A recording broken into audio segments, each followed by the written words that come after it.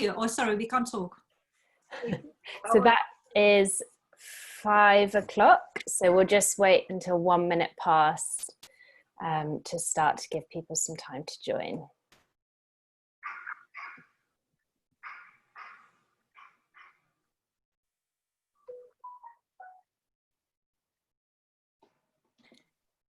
Imam Farooq, how are you? I'm okay. Yourself? Yeah, very good. Thank you. All good news. When the sun is shining, it's all good.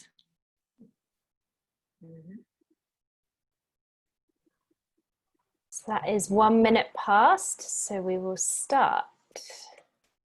And just a reminder to our speakers to mute yourself if you are not speaking. Thank you. Welcome everyone. This is our third Faiths Against Domestic Abuse webinar.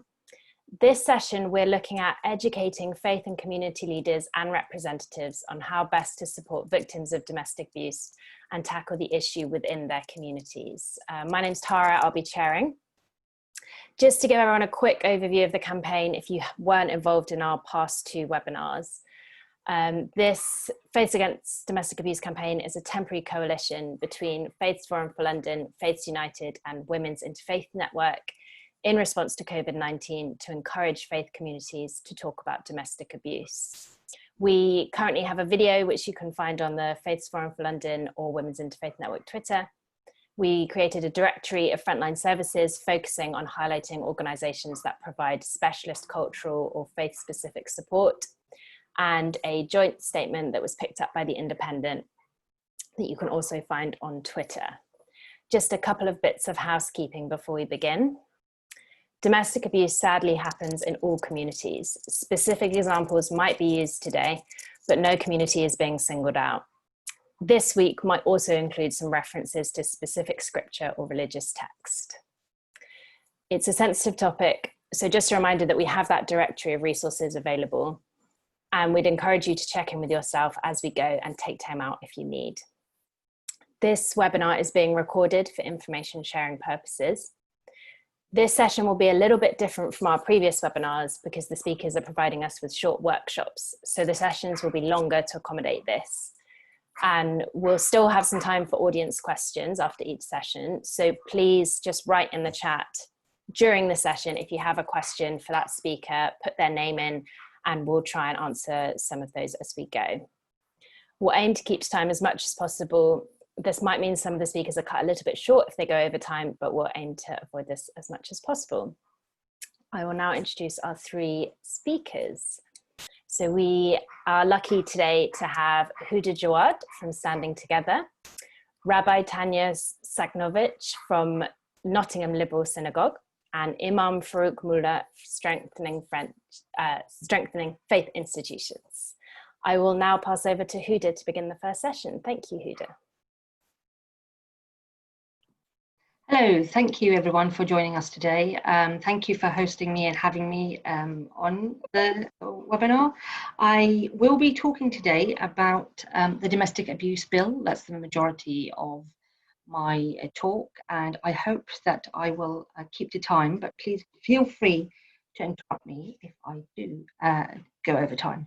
I'll also hope to have enough time for question and answer so that people feel free to raise any issues that the presentation might be of interest. I assumed that the audience will be an audience that is faith literate or comes from a faith community, and if I got that wrong, then I'm sorry. Again, please feel free to raise any issues you have in the chat. And I am happy to be contacted on Twitter or on email to further clarify issues. I'm going to share the screen with you so that you have an idea of what I'm talking about, because I think just staring at someone talking all the time can be quite boring. You might get lost. So this is an illustration of the Faith and Vogue Coalition, which I co-founded with a number of amazing organizations and activists who work at the intersection of faith and violence against women and girls.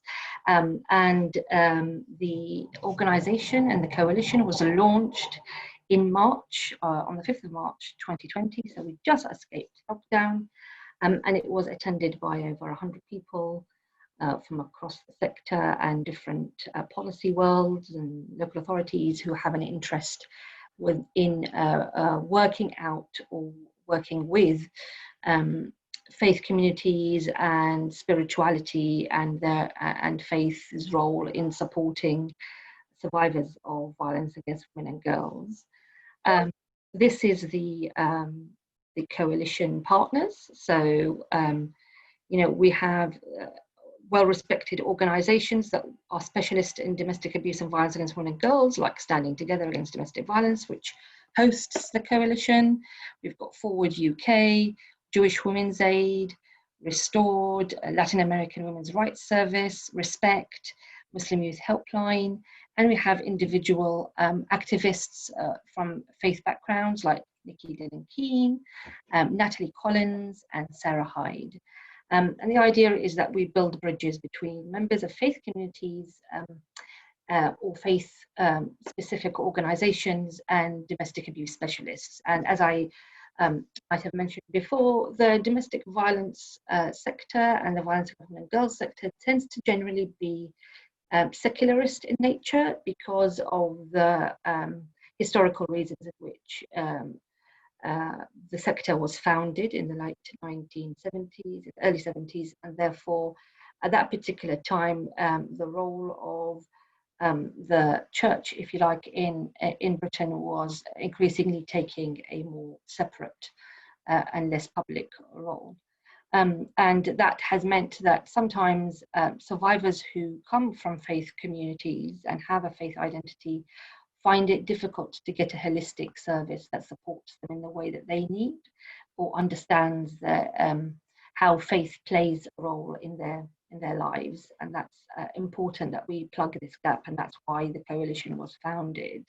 And here are some of kind of the history of the coalition and how we all came together. So, the coalition was created essentially after a conference in 2018 where the Safe Communities Project, which I founded, kind of showcased the organisations and the community groups that we worked with.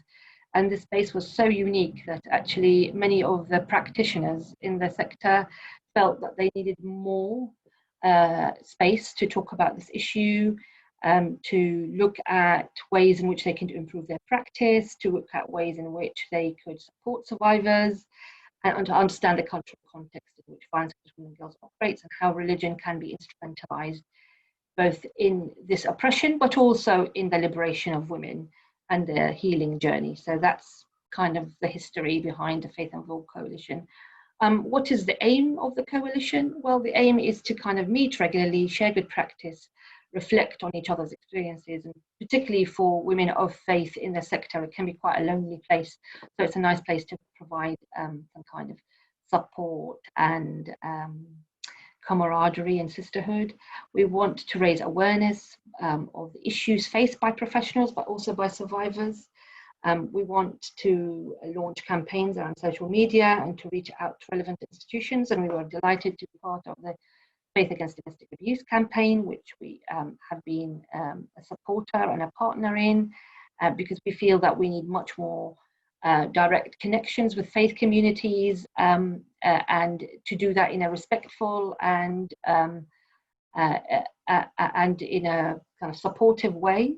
We also want to establish an annual conference that we come together to look at the latest research, latest practice, and what is the need in faith communities and with survivors from faith communities. And we're hoping that by collectivizing the voices of the professionals in the sector, but also faith communities, we can create better outcomes for survivors, we can make better policies, we can inform funding, we can make projects that cater for the most vulnerable, and that tends to be minoritized and faith-based women.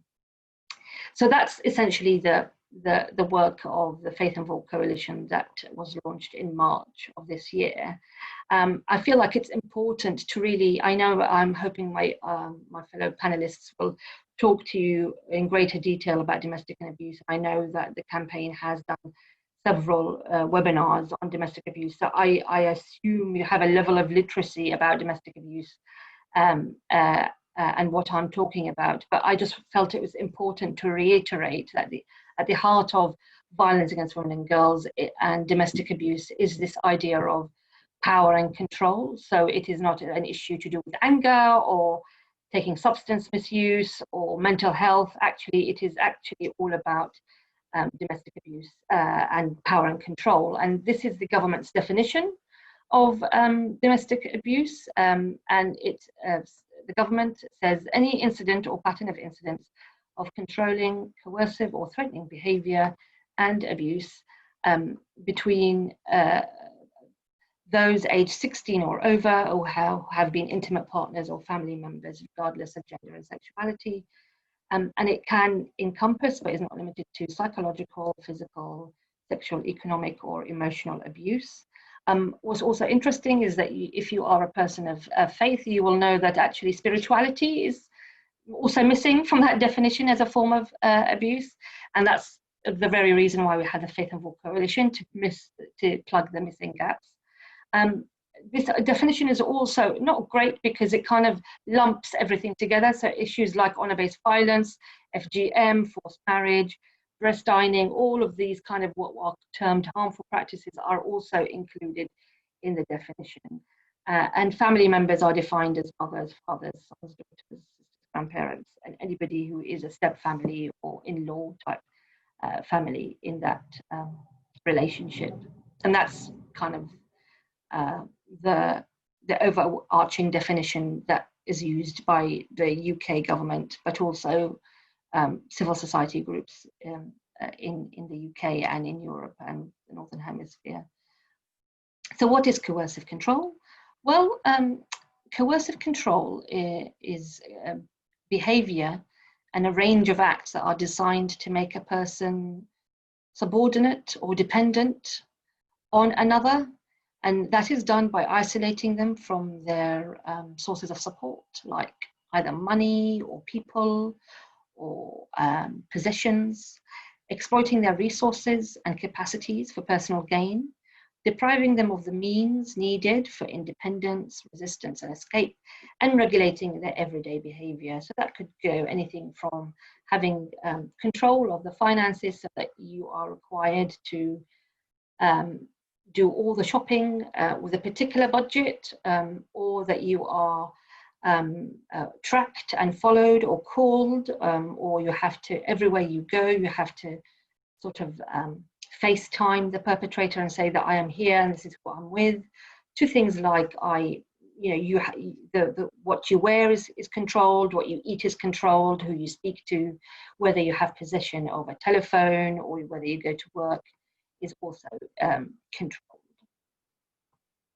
So the best way to explain how that works in real life for survivors who are overwhelmingly women is through the power and control wheel. And I hope that some of you are familiar with this wheel. This wheel is the way that professionals use to explain what power and control looks like in the everyday life of women.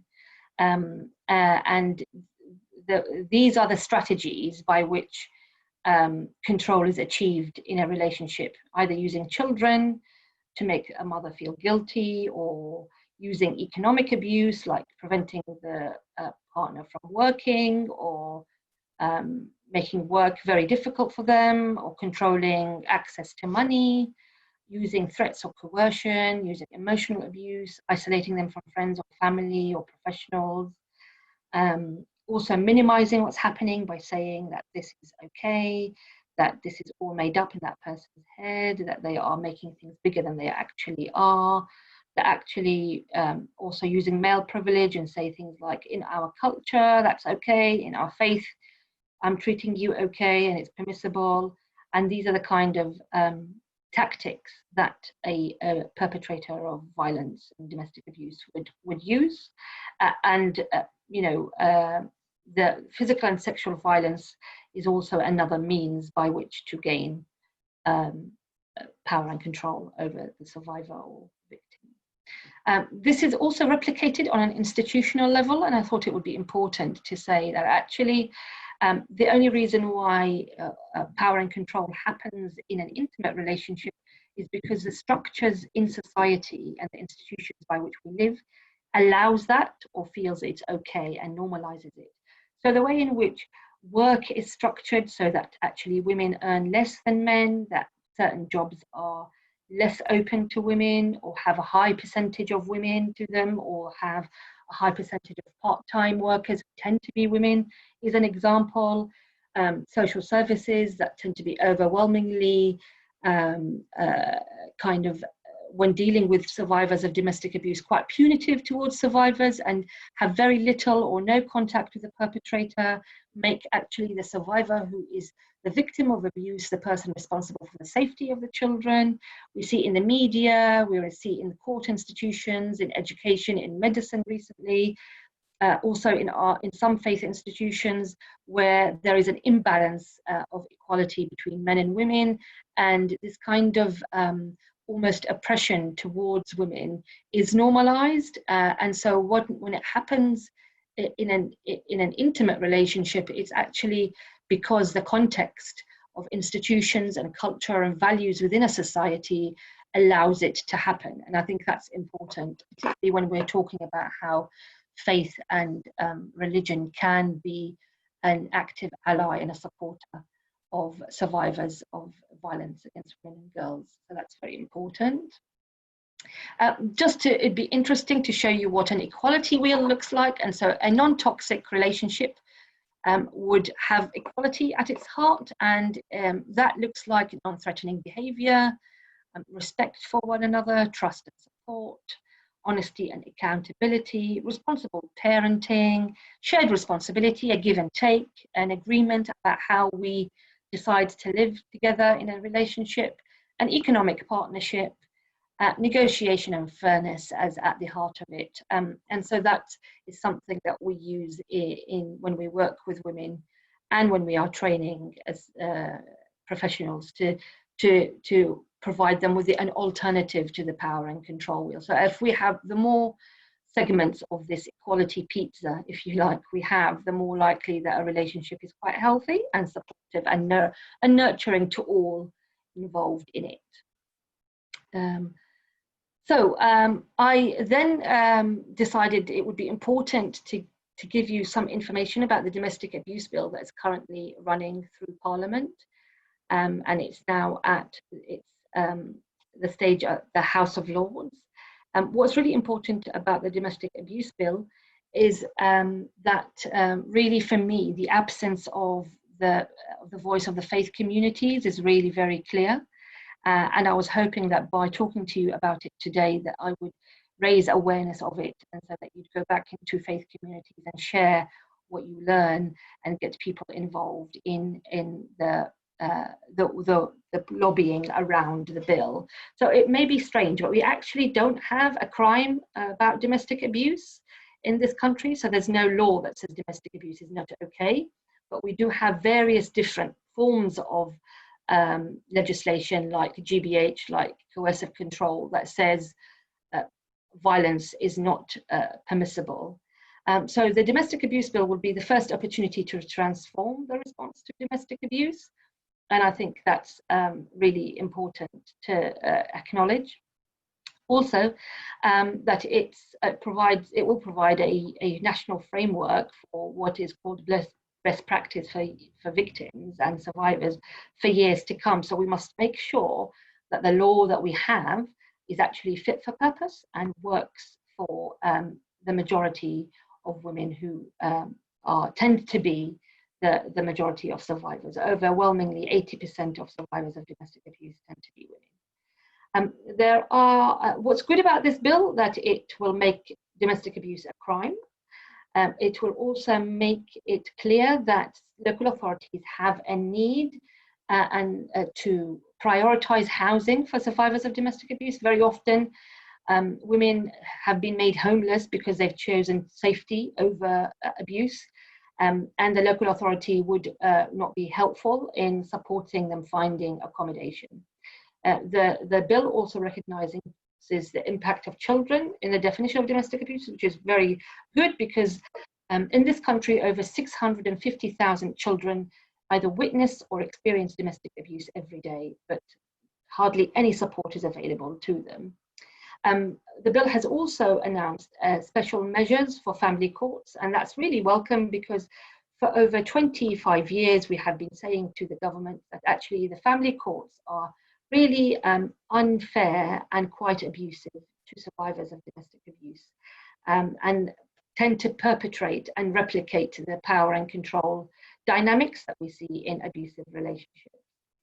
And also, what is also good, but it beggars belief that we have this, but there we are, that it has now been decided that if a woman is hurt or killed because of inadvertently rough sex, then that measure is no longer a form of defense by the perpetrator anymore. And so that very much rules it out as an excuse, if you like, by the perpetrator or by the killer to say, I didn't mean to kill her, it was just rough sex on my part. So that's I suppose is a good thing, but we can see the bar is quite low, unfortunately. Then the domestic abuse bill, one of the things that I feel is not so great about it is that it's very much heavily focused on a criminal justice response. And a report by Imam in 2018 provides an alternative bill and contents to what would look an alternative, holistic, intersectional violence against women and girls bill look like. So the majority of the women's sector feel that a domestic abuse bill is quite limited and does not encompass all the form of abuse and violence that women experience. We would much rather have a violence against women and girls bill, but unfortunately the government has not been able to commit to that. So what we have is a government that has decided that we will make domestic abuse a priority, but we will treat it primarily through the criminal justice route, which is actually in and of itself is not enough and not open, as you will see from my presentation, to a lot of women. And the many women and a group, or the main group of women that it's not accessible to is migrant women, who tend to be from faith communities also, and from minority background communities. It doesn't support them because actually it says to them that most migrant women do not have access to recourse or recourse to public funds. So things like benefits or legal aid or free healthcare is not something that's open to migrant women. And because of that, it makes it very hard for a woman from a migrant background to report to the police and say there's been a crime of domestic abuse that happened against me. Also, many women are actually too scared to report to the police or to the courts or to local authorities. And so therefore, actually, if the only way I can get justice is through the courts, I don't feel safe enough to do that, so I will not choose that way. Also, the bill has spoken to no community of faith, no faith leader, to no faith organization, which is really problematic because if it's to be a really supportive bill to everybody and the most vulnerable, we really need to have as many people involved in this process as possible. Also, because of that and other things, it treats women as the same, despite their different experiences. So, as a person of color, as a Muslim woman, as somebody who's experiencing Islamophobia, my experience, the different way I experience life will not be reflected in the bill. There are no ways the bill that takes account of the fact that of racism, of the fact that actually that I may be poor and can't access the courts, I don't have enough money for a lawyer, that I am homeless, that I can't go and speak to someone, that I don't have a language, I don't speak in English, so access support. So in many ways, that's not really helpful.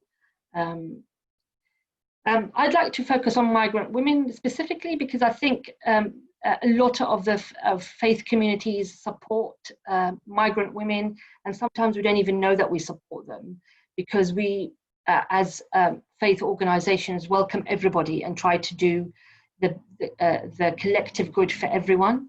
But migrant women, particularly women who have come either on a spousal visa, or women who have come because of refugee status and war, or because women who have fled their homes, either because they're economic migrants, or there's because of conflict and instability, are more likely to be homeless than non-migrant women. They also can't work because of their immigration status, where the Home Office and the hostile environment means you're not allowed to work. So if you're not allowed to work, you're more likely to be destitute. Also, migrant women, particularly those who have been trafficked, tend to have multiple perpetrators. So it's not that one person that is responsible for the violence, but actually a collective of people. Either it could be an organization that has illegally brought you here, or the way in which you have come to this country means that you meet different people that have more power over you, and therefore can cause you more unsafety and violence. And also, if you don't qualify for any benefit, then you don't have any access to any housing, legal aid, employment support, free healthcare, apart from like going to the hospital for an emergency treatment. And migrant women tend to be more likely to come from faith backgrounds and from Black minority ethnic backgrounds. And so that also, because migrant women don't have a regular legal status, there is nothing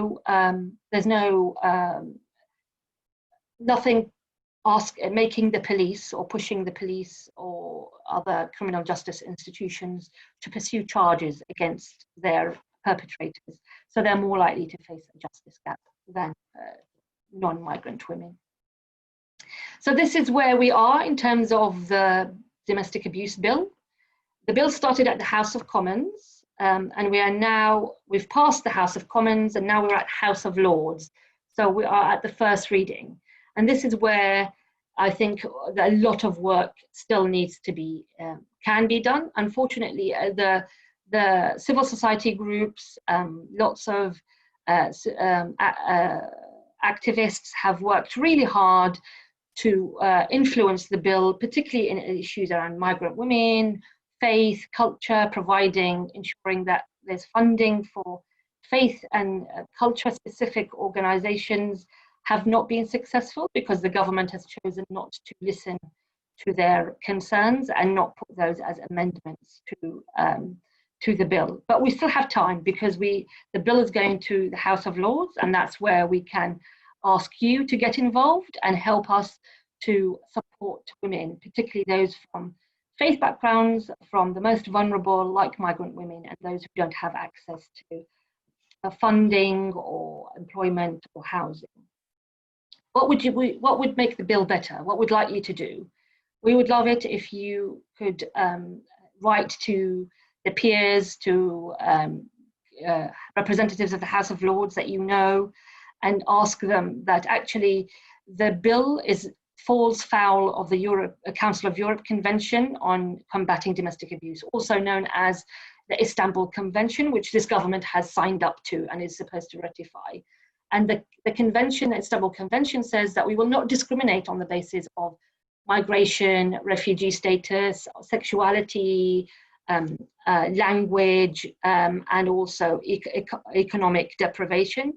But this bill does. And so this bill is not enough, and that's why we need it to actually have a no discrimination clause in there. We also want a firewall between the police and the Home Office and immigration and detention services. A lot of migrant women, if they seek help from the police, and if they have no right to live in the UK, instead of being given support through a refuge or being their perpetrator arrested, they may actually be arrested themselves and given over to Home Office immigration control and be detained, because either the perpetrator has made sure that they don't have regular status, has stopped them from applying for regular status, or they were smuggled into this country illegally. And so women are caught in this impossible situation of either fleeing domestic abuse or staying in harmful situations. So that's what we would need you to kind of campaign on. We also would like ring-fenced funding. So that means money that goes specifically to services led by BME, migrant and faith-led women's organizations, because they really, really understand the way in which these experiences impact their life. So not only migrant women, BME women, but deaf, LGBTQ survivors of domestic abuse. It's really important that these specialist services are funded. And right now, you may have heard that the government is funding so many millions of money is going towards the domestic abuse sector. Well, actually, none of that money can go to any of the by and for organizations or the specialist domestic violence organizations working with BME organizations. So because simply that funding is for generic service providers. And also specialist organizations are too small to apply, and sometimes the funding has to be spent within a week or within, either the funding has to be applied for within a week but spent within 4 months, which is not realistic. We also, this bill does not give us any security or funding for community-based work, which is things like that we're doing right now. We're talking to each other and raising awareness. It doesn't give us any support to do any prevention work in schools or with communities. It doesn't help us to work with therapeutically with survivors or with children. There's no money for that, and it doesn't help us to work with perpetrators. So it's very, very important that this bill changes that, and that we ideally have a bill that gives resources and pays a specific attention to preventing violence rather than dealing with violence much further downstream. And that concludes my presentation. So if you have any questions or if you have any comments, that I'd be more than happy to take them. Thank you. Thank you so much, Huda. Yeah, I think so. We have a question for you. You mentioned about the protection for migrant women really isn't there under the bill. Yes. Is there anything that faith leaders or community activists can do to better support migrant women, or to look for better support for migrant women under the abuse bill? Yes, what we'd really like, and perhaps that's something that we can talk about with the organizations here that have are hosting this webinar but also involved in it, is perhaps getting in touch with your MP, but also with actually the House of Lords and your representatives there, to influence and write to them. Perhaps ask for meetings, email them and say what is being done about migrant women. Maybe there is a desire for a collective writing of a letter from faith leaders that says, actually, we know that from the work that we do in our faith institutions every day, we are supporting destitute and migrant families and women, and we need them to be accounted for and supported by this bill. So these are some of the sort of practical things that faith leaders and faith organizations can do, but also to faith leaders and faith organizations can find out about their local domestic abuse service, and there are organizations that specifically fund domestic abuse support for no recourse to public funds cases. So if you are a faith organization and you find that actually somebody in your congregation is raising money,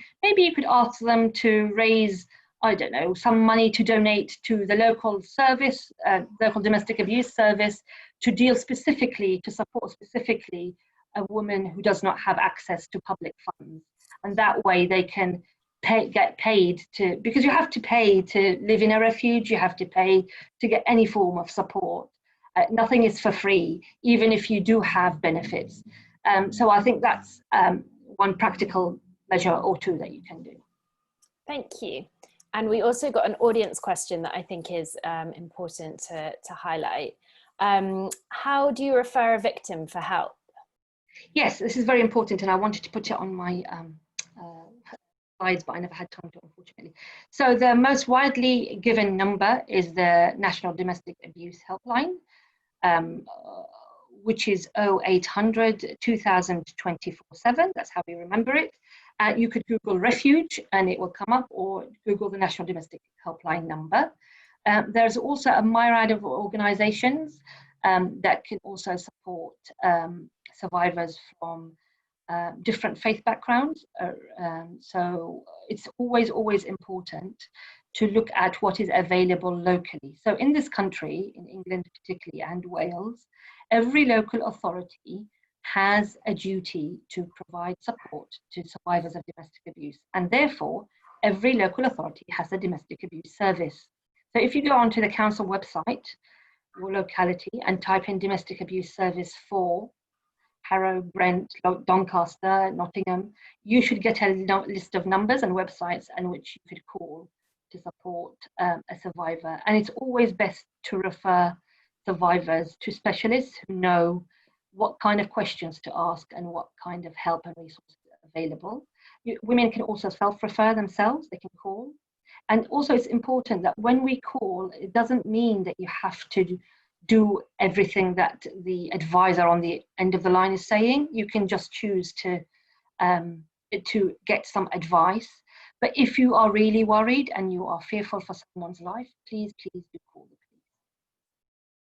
Thank you. I think that's really important information. We will now have a quick just change of order because I think Rabbi Tanya is having some technical difficulties. Imam Farooq, I'll pass on to you. Thank you.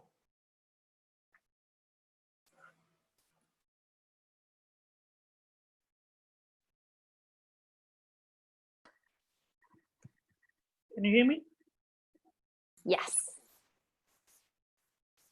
So first of all, let me extend my thanks to Jeeves, Mr. Rafield, and the others from the SFI for giving me an opportunity and having faith in me to talk about a topic which is very close to my heart.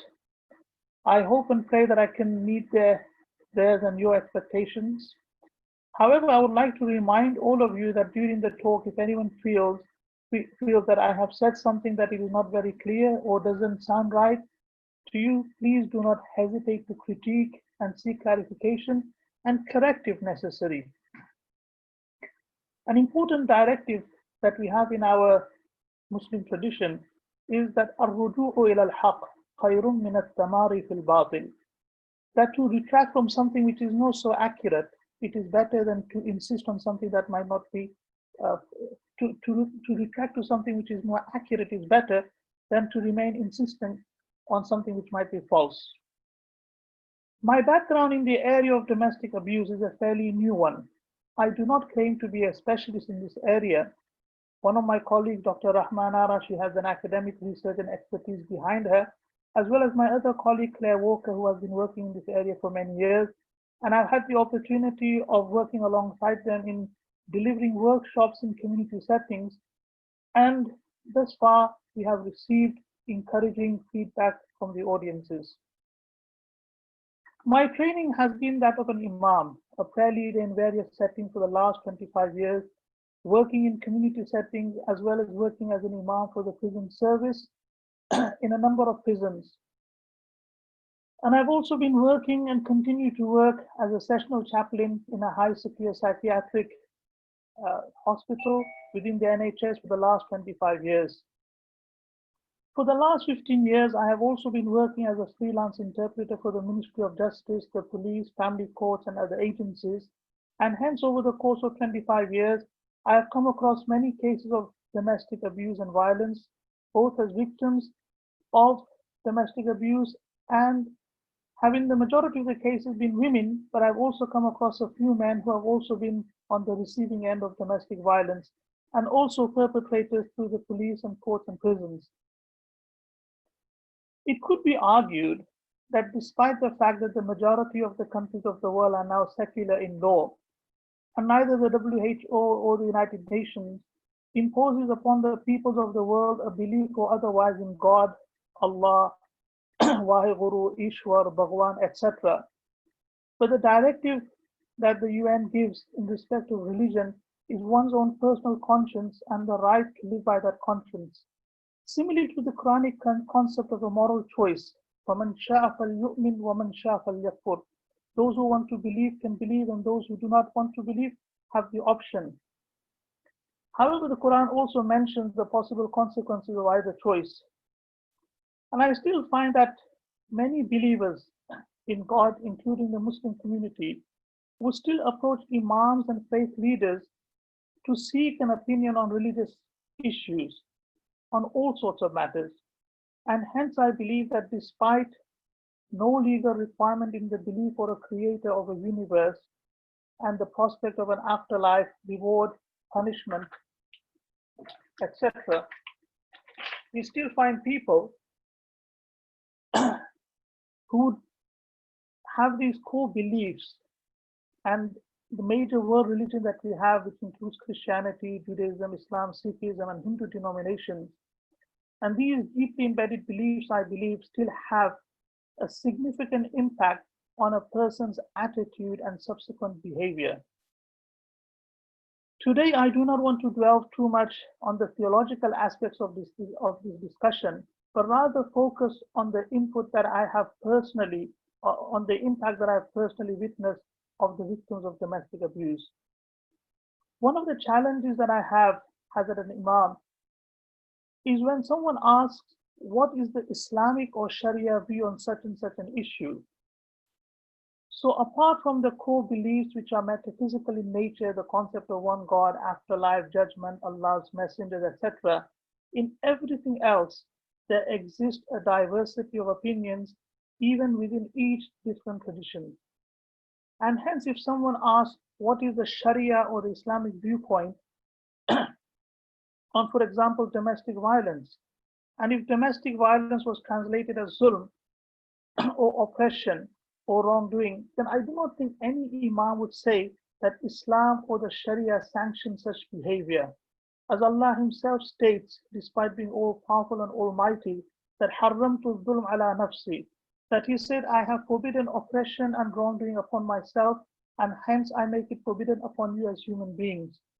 But it can become complicated when someone believes that their actions, even though they might appear to others as assault, abuse, violence, has something sanctioned by Allah or allowed by the Sharia and hence by God.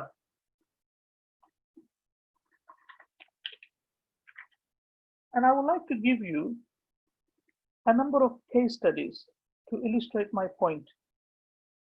Let's look at case study number 1. And these are case studies that I've personally come across in the last few months. So this was a case of a mufti. A mufti is like a jurisconsult. He was of South Asian origin in his early 50s. And he was trained to give an opinion, an expert opinion, though not legally binding. About 2-3 months ago, he came into custody for beating his wife who had wounds on her face and on her back. Now, during his interview at the police station, and I was the interpreter at the time, when he was asked that if he had carried out the assault and if he had any mitigating circumstances or reasons for that, he responded by saying the wife was constantly harassing him verbally, but importantly, he defended and justified his right to hit and admonish, and he used the basis of the Quran and the Sunnah, the prophetic tradition, in relation to chastisement of his wife and his children. And he quoted a verse of the Quran which supposedly gives the right of a husband to hit a woman in certain circumstances. Now, because this particular cleric justified his action on the basis of being sanctioned by Allah or given permission by God, he was sent to a magistrate's court, and in the end, he was given 100 hours of community service and 2 years no contact, etc. Now, this case is important that here we had a cleric who used the Quran and the Sunnah to justify his actions. Unlike many other perpetrators who, when they come into police custody, and if they say, they were angry, they were drunk, they were on drugs, etc., and they hit somebody, then they're normally let off. Yeah. Case study number 2. A South Asian man, again in his early 60s, who had been a recent arrival in the UK, was on remand in custody. And when his solicitor was interviewing him and asked him that, did you hit your wife? He said, yes, I've hit my wife so many times. I used to hit her in India. And when the solicitor said, but in this country, you're not allowed to hit your wife, he responded by saying that, what sort of country is this, that a man is not even allowed to hit his wife? He said, it's better you send me back home to India, where I'm allowed to hit my wife. So again, this shows that here we have a recent migrant coming from a very different culture and not understanding the rules of this country. Case study number 3. A woman, and this is just a week ago, a woman in her mid-30s, again from South Asian background, who had come to this country about 25 years ago and had married a businessman in the country. But for the last 15 plus years, she has been subjected to coercive control, financial control, abuses, taunts, etc., etc. And she has been kept almost a virtual prisoner in her own home. Despite the fact that her husband was clinically diagnosed with bipolar and schizophrenia, the husband insisted that he has to remain with her, otherwise God will punish her. And the woman believed until recently that even if the husband is sick, and even if the husband is abusive, she cannot end this relationship because she might incur the wrath of God upon her. The husband subsequently left and married somebody else in an Islamic ceremony. And when the woman asked for a divorce, he said, I will never divorce you. She said, I will try and get a divorce through the courts. He said, you can, but I will never religiously, divorce you. And this fear that she will never be religiously released from this man made her suicidal, and she attempted suicide. She survived. One of her social workers contacted me and I said, no, that is not the case. We do actually have an opinion from traditional scholars which states that if you get a legal divorce in this country, automatically it is counted as an Islamic divorce as well. And this gave her such a sense of relief. Whilst most of the cases that I have dealt with have been relating to women and they've been victims of domestic abuse, I've also come across a number of male victims. And again, similar stories. These male victims, they might have come from overseas or might have been married in this country, born in this country. But again, their wives have been harassing them, taunting them. And because of the fact that they were men, they thought they could not complain to anybody. But eventually their wives, evicted them from the house without anything. And I have seen men cry because of being victims of domestic abuse. So as you can see that this is, even though in the main it is women who are on the receiving end of domestic abuse, occasionally I have also met men who have been on the receiving end of domestic abuse. Now, in the course of my kind of informal research in this area, where I have now had the opportunity to interview and discuss the specific area of domestic abuse, and especially the issue of striking or hitting, which appears as a translation in many of the Quran translations that we have in the English language. And sometimes this verse is cited as the hitting verse or the domestic abuse verse, a view that I'm not inclined to myself. But we don't actually have time to analyze the historical context of this verse today due to time constraints, but it is something that we cover in depth during our face-to-face workshops. I interviewed around 25 plus senior Imams, including some from India, Pakistan, South Africa, Oman, and the UK. And the issue that was contested was whether it is allowed to hit or strike a woman in certain circumstances. And there were two viewpoints amongst the clerics that I had interviewed.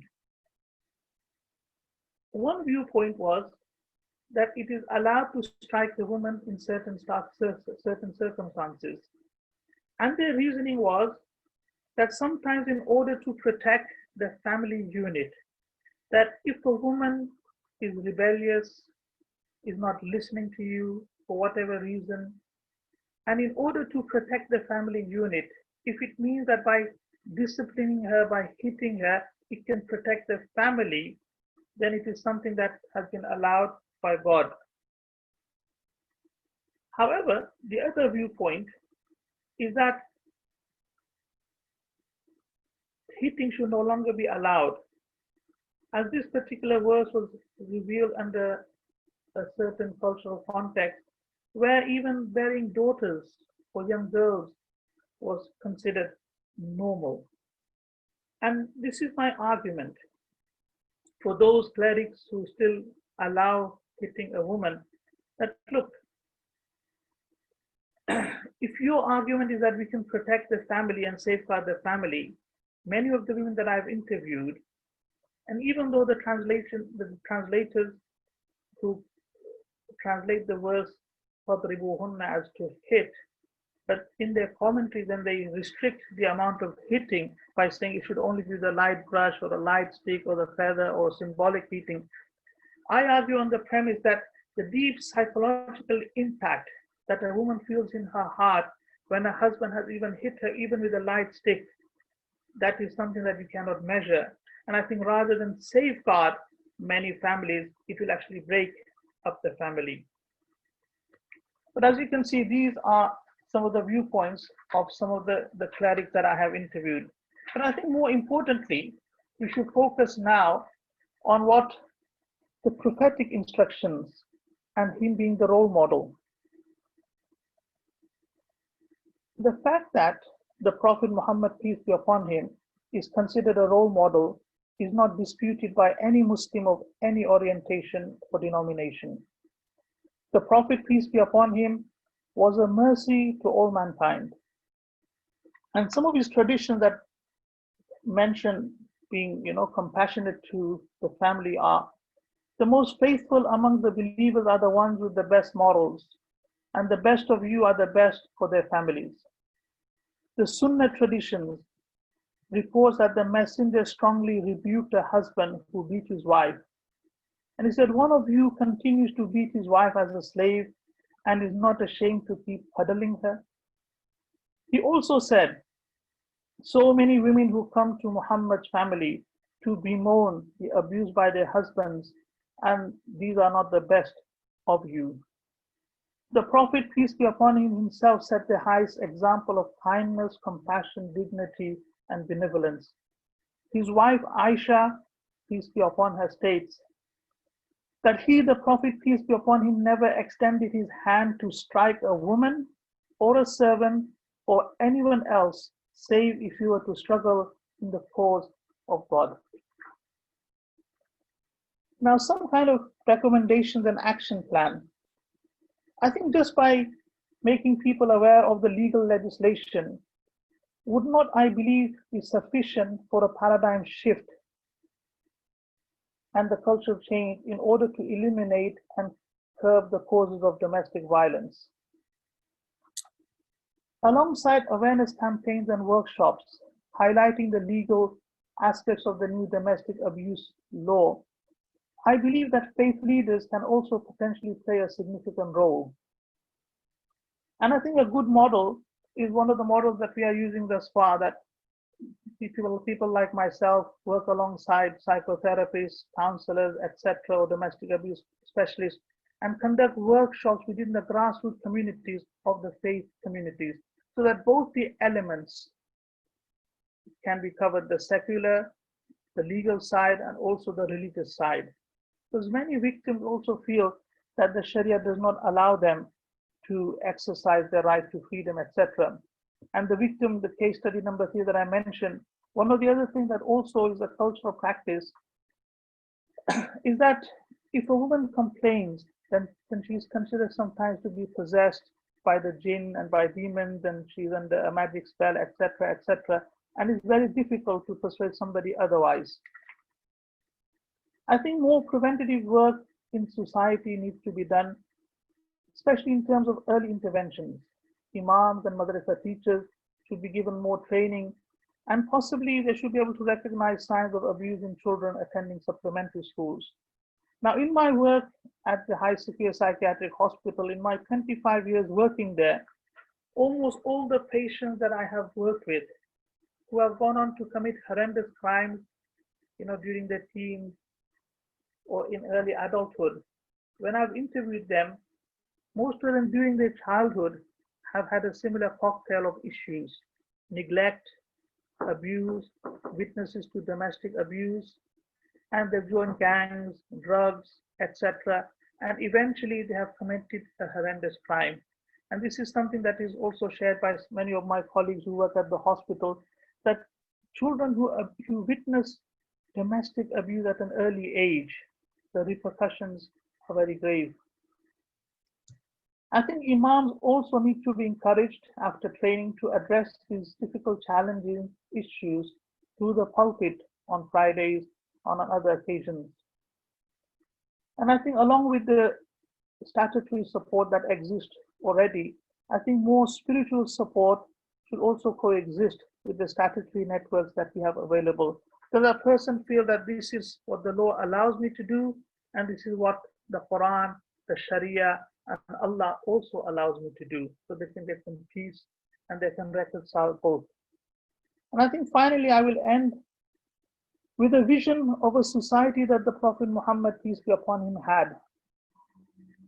During the early years of the prophetic mission, some Muslims, they came to the Prophet, peace be upon him, and complained of the harassment, the oppression, and the torture that some of them were going through. And the Prophet said, look, hang on, be courageous. I can see a time when it will be possible for a woman to travel between Sana'a and Hadramaut, two cities in Yemen, laden with gold on her own, and she will have fear of no one except God. Meaning this is the type of society that the Prophet wanted, that there should be complete security and freedom even for a woman in those days in that particular culture. And I think with this, I would like to end my brief presentation. As I said, it is brief, but these are some things that I have found over the course of my career working as an imam in the community and also working in the prisons and hearing firsthand the impact emotionally, psychologically, these victims of domestic abuse have had on themselves. Thank you. Thank you, Imam Farooq. We've just got a couple of questions for you now, if that's okay. You spoke a lot about your personal experience, which I think was really valuable for everybody to hear. And then you spoke about how children who have been in homes where there has been domestic violence have often experienced problems later on in life. From your experience, what would be the best way to support these children, do you think? I think, alongside faith leaders who might be the first port of call, I think there needs a lot of professional input, because I think this is a specialist area, and I think imams need to be aware of the professional help that is out there in the community, and alongside the imam, professional psychotherapists, etc., should work alongside. Also, maybe some of these children should be given healthy exposure to good healthy relationships, and I think with that we have to have more awareness, training, etc., and also facilitating workshops specifically for the parents. And I think parents need to understand, and I think as every Muslim would agree, that the ideal role model is the Prophet, peace be upon him. We can argue all day long whether it is allowed to hate, how much to hate, when to hate, etc., etc., but this is the law and this is the prophetic role model, and I think maybe we need to emphasize more on that. Thank you. And we had an audience question. How can faith leaders provide a safe environment for victims? What do you mean? I think, like this victim that I spoke to last week. Here was a woman on the verge of committing suicide. Yeah, I mean, she was given the house, she had some financial security, but spiritually she felt that she was, under the wrath of God, and she will never be released from this man who had been abusing her for a long time. And the fact that I told her, no, there is a way out Islamically for you to come out of this marriage, and the husband cannot hold you, like a prisoner.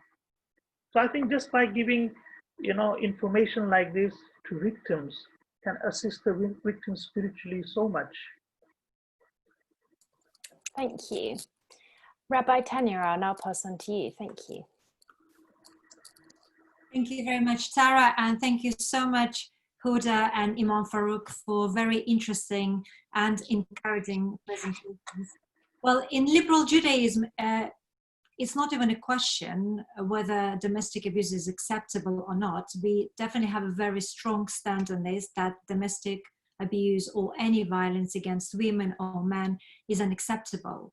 And then the next question is, how can we work on prevention of this? And that's what I would like to focus my presentation on. Well, I want to start the conversation actually about prevention. The very first commandment of the Torah in the book of Genesis says, be fruitful and multiply. Jewish tradition interprets this first commandment as a call for procreation and taking care of future generations. A Jewish family, like any other family in the world, would devote their time to bringing their children up with love and care, and by taking pride in them. So theoretically, we should live in a kind and a thoughtful society where children are brought up in loving and caring families. When the children grow up, they will treat their partners with the same love and respect as they saw in their families, and will in turn bring up their children in a loving and caring environment. In practice, relationships don't always work like that. Otherwise, we would not be having our webinar today. Practically, we have people, both female and male, living in abusive relationships, which destroy them, if not physically straight away, then definitely emotionally and mentally. This may well lead to physical destruction through addictions and other destructive behavior. A study conducted in 2001 by the Jewish Women's Aid found that 1 in 4 Jewish women would experience domestic abuse. To be honest, these numbers came as a shock to me. I thought, surely not in the Jewish community. But why would I think that the Jewish community would be any different from any other community? Aren't Jewish men and women humans like all other people? And we absolutely are. And that's why I'm so pleased to be part of this multi-faith initiative, which recognizes that problems like domestic abuse, we should address together as people of faith and stand up to domestic abuse and violence in any community. It is absolutely crucial for us faith leaders and lay leaders of faith communities to take a strong stand against any kind of domestic abuse taking place in our communities and to say no to it. In the past, I've been contacted by a few people from another Jewish community, but they have had difficult situations in their families. When I asked them why they would not talk to their own rabbi, they both said the same: difficult. Difficult because our parents are members, our families are members. It is too close to home to be able to discuss these issues with the rabbi without fear. I realized then that as open as approachable as I tried to be, some of my members might also prefer to talk to people who don't know them or their family, and that anonymity will make them feel more secure both to talk about their situation and to accept the help they need to get themselves out of those abusive relationships. After that, I brought from London the Jewish Women's Aid and from our local Nottingham Women's Centre leaflets and contact details, which we display in our synagogue on the table by the entrance to the sanctuary. just in case there is someone out there who might need help and feel ashamed or scared to talk to me or other members directly. And this is one of the first things I would recommend to any faith organization to have on display: the flyers and leaflets with the numbers of helplines and the information about the organizations which can help victims of domestic abuse. And it was a privilege to meet Huda today and to learn about her organization as well. I'm sure we'll get your leaflets on our table as well. So if, God forbid, some members of your community might find themselves in an abusive relationship and they don't have enough courage to discuss it with you, then they can contact these organizations directly. It is also important for us to speak out from our pulpits about the shame attached to domestic abuse and discuss with our members how we can create a supportive environment for its victims. I remember discussing with the lady at the conference we organized in Nottingham last year on the prevention of domestic abuse and violence in faith communities.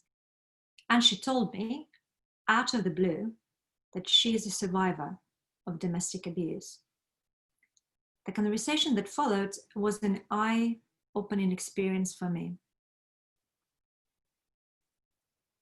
I have been criticized in the past by few people for my work as a Jewish chaplain in Trampton Hospital. People said to me, "How can you help people who have committed such grievous sins against other innocent people?" The work at Trampton Hospital has taught me an important lesson. Every single patient I have worked with so far has a story of either an abusive, violent childhood or mental illness. It does not justify the crimes those people committed, but it does help me to understand how their childhood experiences led them to the paths they ended up on. Have you ever wondered about how some of those innocent, lovely, and lively children become abusive adults? It happens for many reasons, of course, but the question is how we can start focusing on prevention of domestic abuse in our families. For me, the answer to this question is working with the families and educating them about the impact our actions have on our children. Children are more likely to learn from what they see than what they are taught.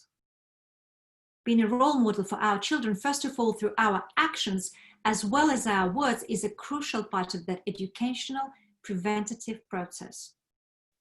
Dr. Anne Andrew, in her book called What They Don't Teach in Prenatal Class, The Key to Raising Trouble-Free Kids and Teenagers, recommends 13 principles for parents to follow in their parental style in order to help children to focus on their best potential and not destructive behavior. I will only mention a few of them. As a parent, Dr. Andrew says, we should provide unconditional love, radiate joy, be non-judgmental, take emotion out of difficult situations, see mistakes as opportunities for growth, be a love finder, not a fault finder. Have fun with our children. I couldn't help myself but notice that all of the above principles seem so simple at first, and based on the parents who feel positive about themselves, who are self-aware and presumably have inner light to share their love, care, and light with their children. So it is a very clear message to us and the parents to start education and prevention with ourselves. As Rabbi Hillel said, if I am not for me, who will be for me? And when I am for myself only, what am I? And if not now, then when? As Rabbi Hillel indicated, the work on ourselves and our own emotional and mental well-being is of utmost importance because otherwise we won't be able to help others. And the second part of Rabbi Hillel's teaching is really important too. If I'm only for myself, what sort of person am I then? Healing ourselves and looking after our mental and emotional well-being is our responsibility. But what makes our life complete is sharing our own strength, light, love, and faith with others. And first of all, our children. How many parents we know who work long hours or feel stressed, particularly because of the current socioeconomic situation? Not to mention families who have lost their jobs, loved ones, single parent households, and survivors of domestic abuse, to mention just a few. It is difficult to be there for your children and others when we are not right ourselves. So it is important for those people not only to acknowledge the problem, but also to seek out help. That is where we, as places of faith, comfort, and trust, should come in and offer those people support within the community and outside. For example, in Nottingham, I'm proud to be part of a wonderful organization called Sisters Noor, which works with Muslim single moms across the whole community. And we offer not only support to those single parents on a weekly basis, but also different gatherings and seminars on how to work on themselves and how to look after themselves, their own emotional and mental well-being. Being a single parent myself makes me understand how important it is for single parents, and some of them the victims of domestic abuse and violence, to know that there are people out there who care about them. It is the time for us as faith leaders not only to say no to any domestic abuse within and outside of our community, but also to create support groups within our communities or work closely with the organizations which do that, like Huda's organization, for example. It is our time to lead by example and to create a more peaceful, caring, and joyful future for all people. Thank you. Thank you, Rabbi Tanya. We'll just move on to some questions now, if that's okay. Both myself and Jeeves are members of the Faiths United Youth Network, which is a coalition of young people from 9 different faiths and no faiths. How can we get young people more involved in the discussion around domestic abuse? This is an excellent question, Tara. Thank you very much. First of all, it's wonderful to be working together with young people like you. It's inspirational and gives me hope. Secondly, I think it's so important to address the issue of domestic abuse and violence as early as we can. And one of the ways, I think, would be to ask the young people, because certainly you will have people among you who experience the domestic abuse in their families. So maybe there are different ways, but what I'm thinking, why not organize like an anonymous survey and to ask young people, what do you think would be most effective way of dealing with victims of domestic abuse? Asking them, do you think, not asking, have you experienced that, which usually we kind of identify the problem, but we don't work enough on the solution. So asking them, do you know victims of domestic abuse, or if people, experience that, what do you think would help them? Organizing a seminar, organizing a workshop, getting together for a group and discussing that. So there could be many ways of first raising awareness, because that's the first thing. Secondly, creating a safe space for them, for people, young people, to discuss that, because that's, again, very difficult thing to do, for people to open up and feel safe enough to discuss the experiences, and then to come up with a solution of how to help particular individuals. Thank you. We've now got another question for Rabbi Tanya, but Imam Farooq, you might want to jump in afterwards with your own thoughts. As a faith leader, how can we inspire other faith leaders to address domestic abuse within their communities? That's another very good question. Imam Farooq actually took part in the conference which we organized in Nottingham last year, and he will be very qualified to add his comments to what I'm about to say. But from my experience, it's initiating a conversation, initiating a gathering. What is really important is to lead on the issue and to approach other faith leaders and to encourage them to come together and discuss that. It's an issue which people think really important one, but they don't feel as comfortable engaging with that for various reasons. And last year I experienced that myself when we organized that conference, that some of the faith leaders preferred not to attend our conference for various religious reasons.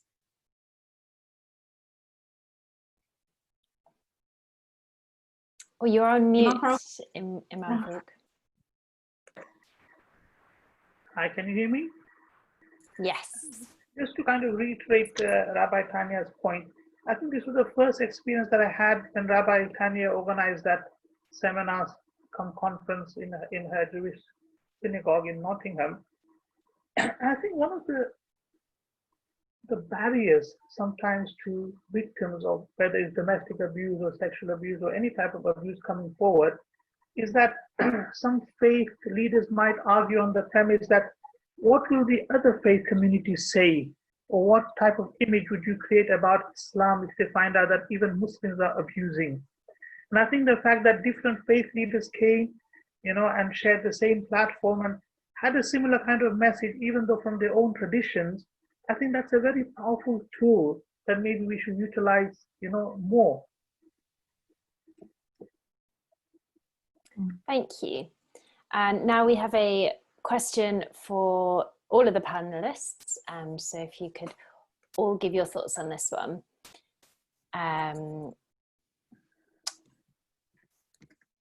What would you most like to see faith leaders doing to support victims of abuse? Huda, I'll start with you. Hello. I think a lot of faith leaders do this already anyway, but a lot of them try to support women, but find it difficult to follow kind of best practice guidelines around safety and what the law expects from community leaders.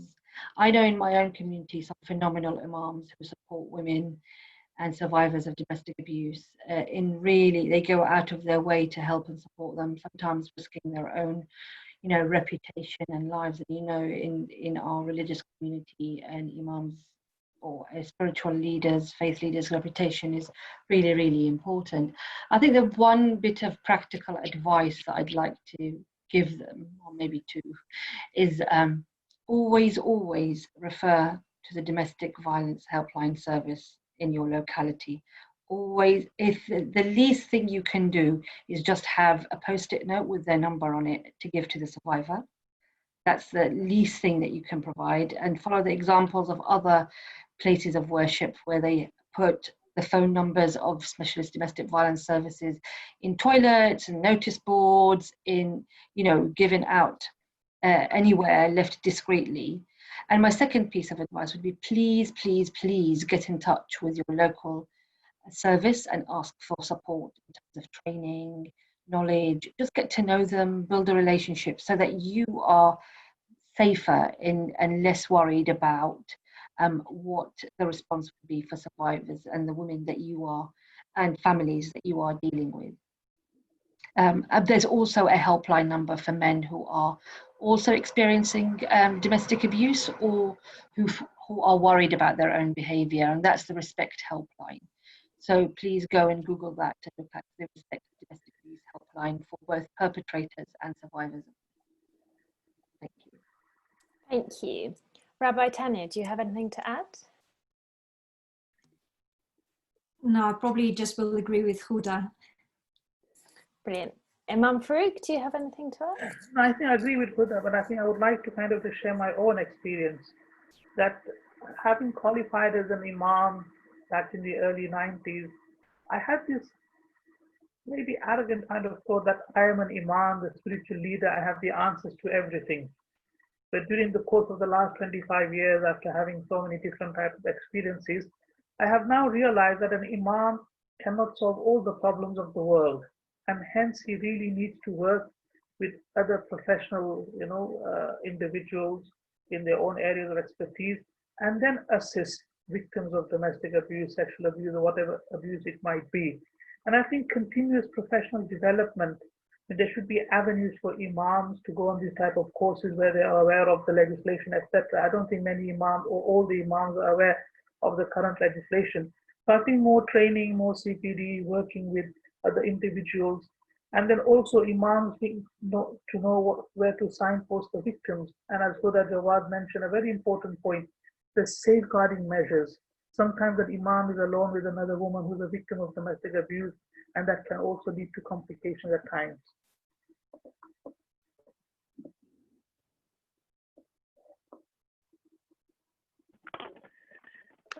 Thank you, Imam Farooq. Sorry, Tara's just frozen, the chair of the event, so I've had to jump in. I just want to say a big thank you to all of our panelists, Imam Farooq, Mulla, Huda, Jawad, Rabbi, Tanya.